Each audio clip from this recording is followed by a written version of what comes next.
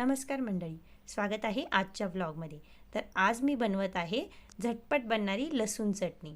तर ही तोंडी लावण्यासाठी, कधी भाजी मुळमुळीत झाली असेल तर ही पटकन तुम्ही लसूण चटणी बनवू शकता। त्यासाठी मी मिरच्या घेतलेल्या आहेत, लसूण घेतलेला आहे आणि चवीप्रमाणे मीठ घ्यायचे। तर 3 ते 4 मिरच्या खूप होतात, पण आम्हाला तिखट खायची सवय, मी थोड्याशा जास्त मिरच्या घेतलेल्या आहेत। तर हे 3च इन्ग्रेडियंट्स आहेत। एवढ्या कमी साहित्यात झटपट ही चटणी बनते।